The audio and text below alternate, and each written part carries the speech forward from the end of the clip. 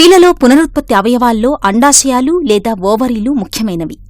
బాదంగింజ ఆకారంలో జతగా ఉండే అండాశయాల నుంచి అండం తయారవుతుంది. ఓవరీల లోపల వాటి ఉపరితలంపై ఉండే నీటి బుడగల్లాంటి నిర్మాణాలు ఉంటాయి. వీటిని ఫాలికల్స్ అని అంటాం. అత్యధిక స్త్రీలలో వీటి వల్ల పెద్దగా ఏమీ ఇబ్బంది ఉండదు. కానీ ఎప్పుడైతే ఇవి పరిమాణంలో పెరుగుతాయో లేదా అవి పగలడం వల్ల ఓవరీలు మడతపడ్డం అంటే ట్విస్ట్ జరుగుతుందో అప్పుడు పొత్తికడుపులో తీవ్రమైన నొప్పి, దాంతోపాటు కడుపు ఉబ్బరించినట్టుగా ఉండడం, లోయర్ బ్యాక్ పెయిన్ ఇలాంటి లక్షణాలు కనిపించవచ్చు. ఈ సమస్యనే ఒవేరియన్ సిస్ట్స్ సమస్య అని అంటారు.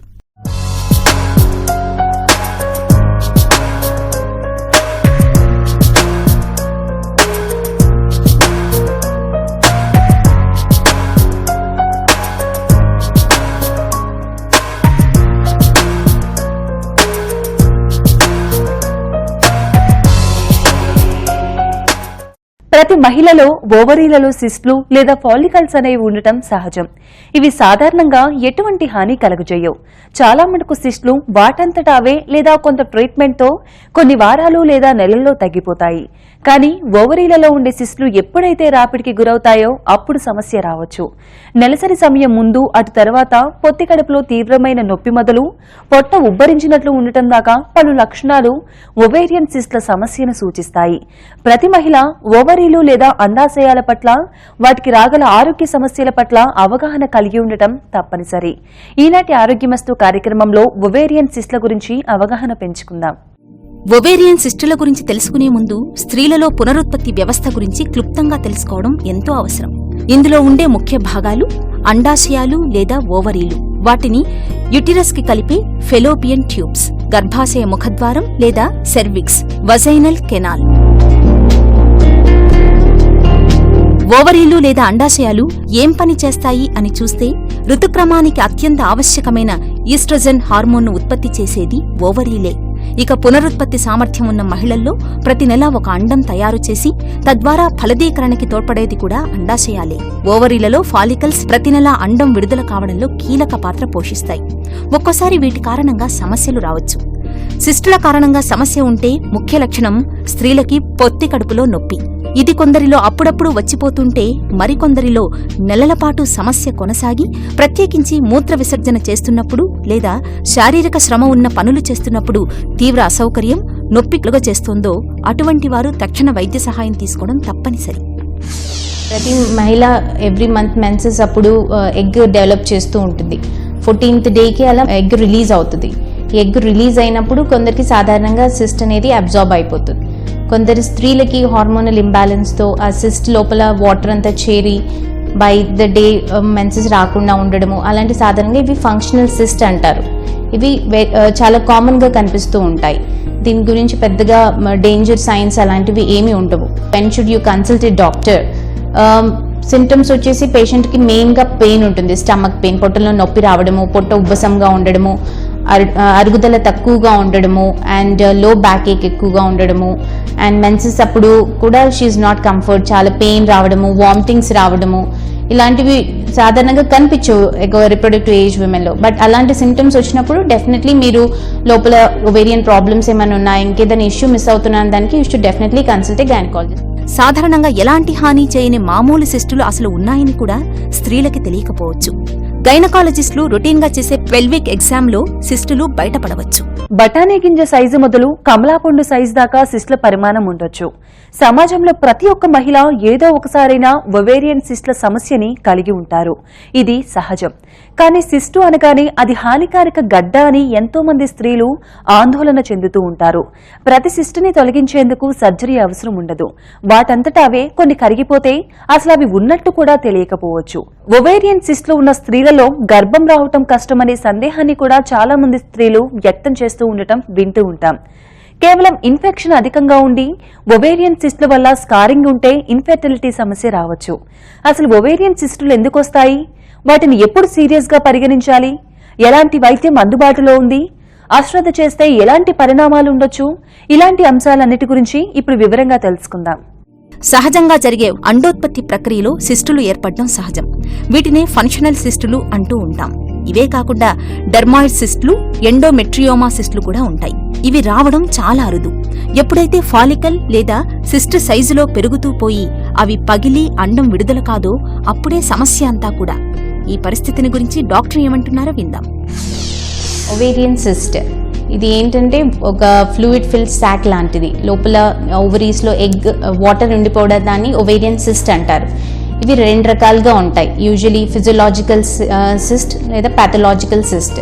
ఫిజియోలాజికల్ సిస్ట్ అనేది ఎవ్రీ మంత్ మనకు కనిపిస్తూ ఉంటుంది. కొందరు నార్మల్ చైల్డ్ బేరింగ్ ఏజ్లో ఇట్లా ఎవ్రీ మంత్ హార్మోన్స్ మూలాన వచ్చే సిస్ట్లని ఫిజియోలాజికల్ సిస్ట్ అంటారు. ఇవి follicular cyst and corpus luteal cyst. Follicular cyst వచ్చేసి ఎగ్ డెవలప్మెంట్ అప్పుడు కొందరికి సాధారణంగా వాటర్ ఫ్లూయిడ్ ఎక్కువగా చేరుతోంది ఓవరీస్లోకి. అలాంటప్పుడు ఇది ఫాలిక్యులర్ సిస్ట్ అవుతోంది. బై డే 14 ఇది ఎగ్ రిలీజ్ అవడంతో ఆ సిస్ట్ డిజాల్వ్ అయిపోతుంది. కొందరికి డిజాల్వ్ కాకుండా లోపల ఫ్లూయిడ్తో పాటు కొంచెం బ్లడ్ చేరడాన్ని కార్పస్ లూటియల్ సిస్ట్ అంటారు. ఇది సాధారణంగా స్త్రీ గర్భం ధరించినప్పుడు దానికి సపోర్ట్ చేయడానికి అందించే హార్మోన్స్ని రిలీజ్ చేస్తుంది. Next will talk about the pathological cyst. ఎప్పుడు మనము పేషెంట్ డాక్టర్ దగ్గరికి వెళ్ళాలి అనే దానికోసం pathological cyst is more important. దాంట్లో డెర్మాయిడ్ సిస్ట్ ఉంటుంది, ఎండోమెట్రియోమాస్ ఉంటాయి, లేదా సిస్టెడినోమాస్ అంటారు. Usually very common is the dermoid cyst and endometriomas. ఇది యూజువలీ యంగ్ విమెన్లో కనిపిస్తూ ఉంటాయి. So by incidental findings we can see dermoid cyst. Next is the problematic is endometriomas. Endometriomas యూజువల్గా ఇలాంటి స్త్రీలకి కన్సెప్షన్ ప్రాబ్లమ్స్ ఉండడము, లేదా లోపల పెల్విక్ అడేషన్స్ ఉండడము, దాంతో సివియర్గా బ్యాక్ ఏక్, లో బ్యాక్ ఏక్ ఇలాంటి సిమ్టమ్స్తో వస్తూ ఉంటారు. Next cystadenomas. ఇది benign kind of tumours and it is usually seen in most commonly in the reproductive age only. Cancer అనేవి చాలా తక్కువగా ఉంటాయి అండ్ ఏజ్ గ్రూప్ కూడా ఎల్డర్లీ ఏజ్ గ్రూప్లో ఎక్కువగా కనిపిస్తూ ఉంటాయి. అండ్ సిస్టెడినోమాస్ ఇలాంటివి, మ్యూసినస్ సిస్టెడినోమాస్ ఇవన్నీ కూడా చాలా కామన్. కాకపోతే లేటర్ ఏజ్ అబౌట్ 35 ఇలాంటివి కనిపిస్తూ ఉంటాయి. కాజెస్ అనేవి ఫంక్షనల్కి మెయిన్గా హార్మోనల్ ఇంబ్యాలెన్స్ ఉంటుంది.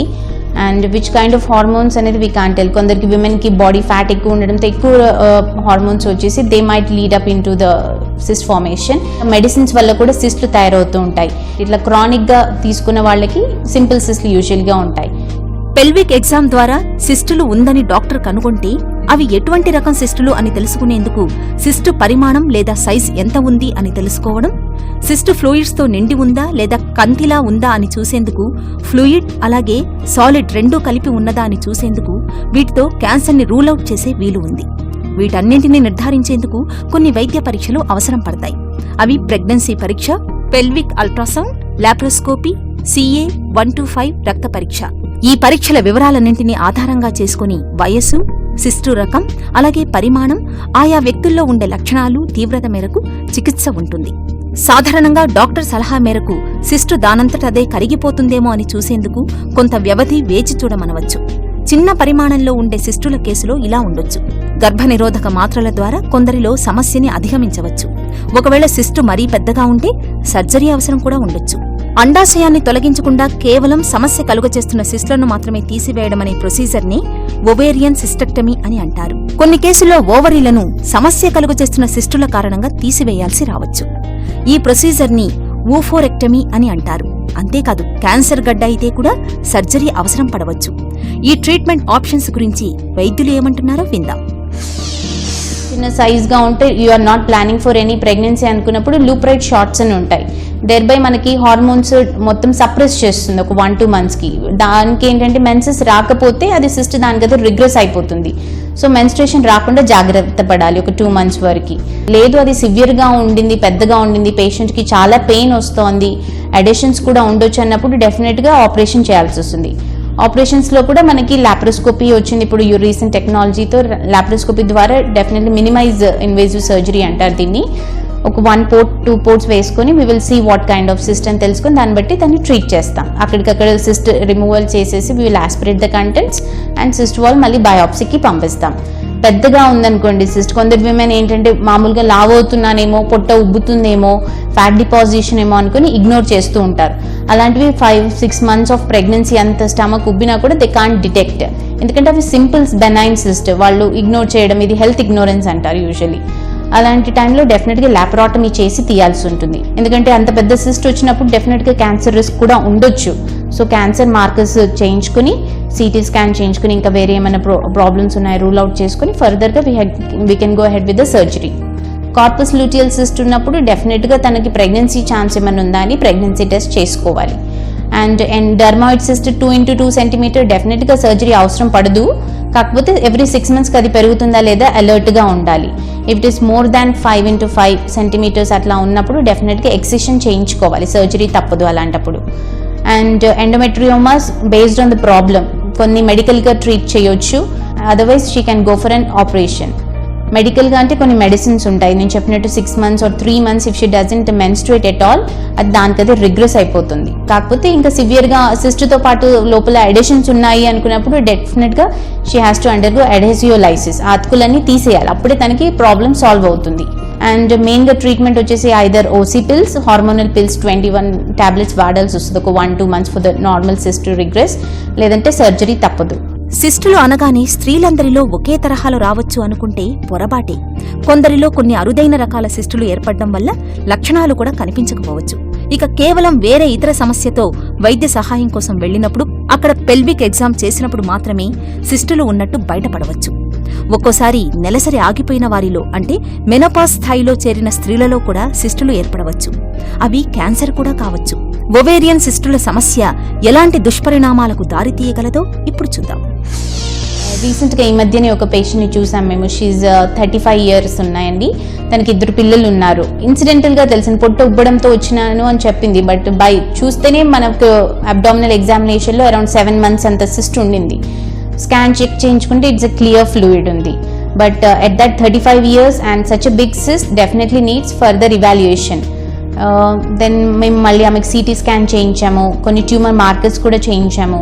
And finally we have posted her for laparotomy because అది 7 months అని ఉన్నప్పుడు we can't take it out through laparoscopy. Laparotomy చేసి సిస్ట్ ఇన్ టోటో ఎక్సైజ్ చేసాం. It weight around 3 kgs cyst తను మోస్తుండింది. That even she didn't realise. మెయిన్గా తనకి breathing problem ఇలాంటి డిస్కంఫర్ట్తో వచ్చింది. అండ్ 3 kgs సిస్ట్ తీసాక she felt very much relieved. Ovarian cyst complications వచ్చేసి మెయిన్గా సైజ్ బట్టి ఉంటుంది. పెద్ద సైజ్ యూజువలీ 5x5 సెంటీమీటర్స్ కంటే ఎక్కువగా ఉన్నప్పుడు అది ఆటోమేటిక్గా మడత పడిపోతుంది. మడత పడినప్పుడు బ్లడ్ సప్లై అనేది ఓవరీకి అందక సివియర్గా పేషెంట్కి పొట్టలో నొప్పి రావడం, విపరీతమైన నొప్పి భరించలేము, ఈవెన్ మెడిసిన్స్ కూడా వర్కౌట్ అవ్వవు అలాంటప్పుడు. అండ్ వామిటింగ్స్ అండ్ ఎమోషన్స్ ఇలాంటి ఇష్యూస్ ఎక్కువగా ఉంటాయి అలాంటి పేషెంట్స్కి. వాళ్ళంతా మెయిన్గా ఎమర్జెన్సీలో వచ్చి ల్యాండప్ అవుతారు. అలాంటి వాళ్ళకి ఇమీడియట్గా సర్జరీ ఇంపార్టెంట్. సాధారణంగా స్త్రీలకి పొట్టలో మెన్సెస్ అప్పుడు పొట్టలో నొప్పి వచ్చినా కూడా they just take some pain killers, చూద్దాంలేండి ఇది, లేకపోతే ఫస్ట్ నుంచి ఉన్నా కూడా ఇగ్నోర్ చేస్తూ ఉంటారు. బికాజ్ మన ఇండియన్ సినారియోస్లో విమెన్ మదర్ ఎలా ఎడ్యుకేట్ చేస్తుందంటే విమెన్కి ఇది వెరీ కామన్ అనేది ఎడ్యుకేట్ చేస్తూ ఉంటుంది. అంటిల్ అండ్ అన్లెస్ తనకి ఎక్కువగా బాధ వచ్చినప్పుడే డాక్టర్ దగ్గరికి వస్తారు. బట్ ఫస్ట్ నుంచి మీకు ఇలాంటి ఇష్యూస్ ఉన్నప్పుడు మీరు వెంటనే ఒక డాక్టర్ని కలిస్తే అసలు అది ఏంటి అనేది ఫస్ట్ నిర్ధారణ చేసుకోవాలి. సిస్ట్ చిన్నగా ఉన్నప్పుడు ట్రీట్మెంట్ సింపుల్ ట్రీట్మెంట్తో అయిపోవచ్చు. అది పెద్దగా అయినప్పుడు కాంప్లికేషన్స్ ఎక్కువగా ఉంటాయి. అలాంటప్పుడు డెఫినెట్గా ఆపరేషన్ కూడా చాలా ఎక్స్టెన్సివ్ సర్జరీస్ చేయాల్సి వస్తుంది. So because this is a very common in the reproductive age కాబట్టి వాళ్ళ ఫర్టిలిటీ ఇష్యూ కూడా చాలా ఇంపార్టెంట్. స్త్రీలు ఎటువంటి ఆరోగ్య సమస్యనైనా కూడా రాకుండా జాగ్రత్త పడాలంటే కేవలం ముందు జాగ్రత్తలతో మెలగటమే అందుకు చక్కటి ఉపాయం. స్త్రీలు గర్భధారణ అటు తర్వాత పిల్లలను పెంచే పనిలో పడి తమ ఆరోగ్యాలను అశ్రద్ధ చేస్తుండటం మన సమాజంలో సాధారణమైన విషయమే. ఏదైనా సమస్య లక్షణాలు కనిపించినా కూడా వాటిని రోజుల కొద్దీ నెలల కొద్దీ భరిస్తూ సమస్యని మరింత తీవ్రం చేసుకోవటం కూడా చూస్తూనే ఉంటాం. కేవలం అవగాహన, ముందు జాగ్రత్తలతో, హెల్దీ లైఫ్ స్టైల్తో సమస్యని ఆమడు దూరం ఉంచే వీలుంది. ఒవేరియన్ సిస్టులు రాకుండా నివారించగలమా అంటే లేదనే చెప్పాలి. అవి పరిమాణంలో పెరగకుండా చేయలేం కానీ రెగ్యులర్గా ఈ పెల్విక్ ఎగ్జామ్ చేయించుకోవడం ద్వారా సమస్యని ఆదిలోనే పసిగట్టే వీలు మాత్రం ఉంది. నెలసరి క్రమంలో తేడాలను స్త్రీలు గమనిస్తూ ఉండాలి. నెలసరి సమయానికి వస్తోందా, నెలసరి ముందు తరువాత ఎలాంటి లక్షణాలు ఉంటున్నాయి, వీటితో సాధారణంగా మీకు ఉండే లక్షణాలను మించి ఇతరత్రా లక్షణాలు కొన్ని నెలల పాటు కనిపిస్తే ముందు జాగ్రత్తగా గైనకాలజిస్ట్ సహాయం తీసుకోవాలి. ఎదిగే వయసు నుంచే ఆడపిల్లల్లో పునరుత్పత్తి వ్యవస్థని పటిష్టపరిచే విధంగా ఆరోగ్యకరమైన ఆహారపు అలవాట్లను నేర్పాలి. రిఫైన్డ్ కార్బ్స్ తినే కంటే కూడా పొట్టు తీయని కార్బ్స్ ఎంచుకోవాలి. ఉదాహరణకు తెల్లటి రైస్, మైదాపిండితో చేసిన ఆహారాలను కాకుండా బ్రౌన్ రైస్, గోధుమ పిండితో చేసిన ఆహారాలను తింటే మంచిది. అంతేకాదు సీజన్స్ వారీగా దొరికే అన్ని రకాల కూరగాయలు, పండ్లు తినడం ఆరోగ్యానికి ఎంతగానో ముఖ్యం. శరీరానికి హాని కలిగించే ఫ్యాట్స్ కి దూరంగా ఉండాలి. సంతానాన్ని ప్లాన్ చేసుకుంటున్న స్త్రీలు ఆహారం విషయంలో ప్రత్యేక శ్రద్ధ వహించాల్సి ఉంటుంది. ఇక అప్పటికే గర్భం దాల్చిన స్త్రీలు తమ ఆహారంలో ఫాలిక్ యాసిడ్ అధికంగా ఉండే ఆహారాలను చేర్చడం ద్వారా పుట్టబోయే బిడ్డలో న్యూరల్ ట్యూబ్ డిఫెక్ట్స్, అలాగే గ్రహణం మొరి లాంటి లోపాలు రాకుండా కాపాడుకున్నట్లే. ఫాలిక్ యాసిడ్ అంటే బి విటమిన్. ముదురు ఆకుపచ్చ రంగు ఆకుకూరల్లో, కూరగాయల్లో, కమలా పండ్లు, పప్పు ధాన్యాలు, పాలిష్ చేయని ధాన్యాలన్నింటిలో ఫాలిక్ యాసిడ్ పుష్కలంగా ఉంటుంది. అంతేకాదు విటమిన్ సి, విటమిన్ ఏ అధికంగా ఉండే ఆహారాలు, ఉదాహరణకు అన్ని పండ్లు, కూరగాయలు తమ ఆహారంలో భాగం చేసుకోవాలి. అలాగే పీచు లేదా డైటరీ ఫైబర్ అధికంగా ఉండే పండ్లు, ఆకుకూరలు, నట్స్ ఇవన్నీ కూడా తీసుకోవాలి. ఓవరీస్లో సిస్ట్ ఉందని అన్నారు. బిఫోర్ మ్యారేజ్ ఆల్సో ఒక సిస్ట్ ఉంటే అది బికాస్ ఆఫ్ సైజ్ లాప్రోస్కోప్ చేశారు. ఆఫ్టర్ మ్యారేజ్ ఏంటంటే నాకు సేమ్ ప్రాబ్లం రిపీట్ అయింది. బిఫోర్ మ్యారేజ్ ఎట్లా అయితే కొంచెం బ్లీడింగ్ అది ఇర్రెగ్యులర్ పీరియడ్స్ వచ్చిందో అట్లానే ఆఫ్టర్ మ్యారేజ్ కూడా రావడంతో ఏంటంటే స్కానింగ్ తీస్తే డయాగ్నోస్ చేసింది ఏంటంటే ఓవరీస్లో స్మాల్ సిస్ట్ ఉందని తెలిసింది. సిస్ట్ ప్రతి ఒక్క దానికి సర్జరీ అనేది అవసరం ఉండదండి. యూట్రస్ తీయాల్సిన అవసరం అనే లేదు. ఆటోమేటిక్గా త్రూ మెడిసిన్స్ ఏంటంటే అది మెల్ట్ అయిపోయి కరిగిపోయే అవకాశాలు చాలా ఉంటాయి. సర్జరీ, ఆపరేషన్ అనేది ఇట్స్ నాట్ కంపల్సరీ అండి. ఓవరీస్లో సిస్ట్ ఉన్నప్పుడు ఉంటే కూడా ఇర్రెగ్యులర్ పీరియడ్స్ అవి వస్తుంటాయి. ఎవరికైనా పీరియడ్స్ ఇర్రెగ్యులర్గా కంటిన్యూ ఒక 2-3 months కానీ 5 to 6 months వరకు ఉంటే కనుక ఫస్ట్ ఒపీనియన్ అంటే మేడం డాక్టర్స్ దగ్గరికి వెళ్ళి ఒక్కసారి కన్సల్ట్ చేసి స్కానింగ్ తీయించుకుంటే కనుక ఆ సిస్ట్ చిన్నది అయ్యి ఉంటే మెడిసిన్స్తో క్యూర్ చేసుకోవచ్చు. అదే సిస్ట్ కనుక పెద్ద సైజు ఉంటే కనుక 2-3 డాక్టర్స్ కన్సల్ట్ చేసి then we can go for operation అని. శరీర బరువుని నియంత్రణలో ఉంచుకునేందుకు తమ వీలుకు తగిన వ్యాయామాలను చేయడం కూడా మహిళలు మరువకూడదు. ఎందుకంటే శరీర బరువు నియంత్రణ తప్పితే ఎన్నో ఆరోగ్య సమస్యలు వచ్చి పడతాయి.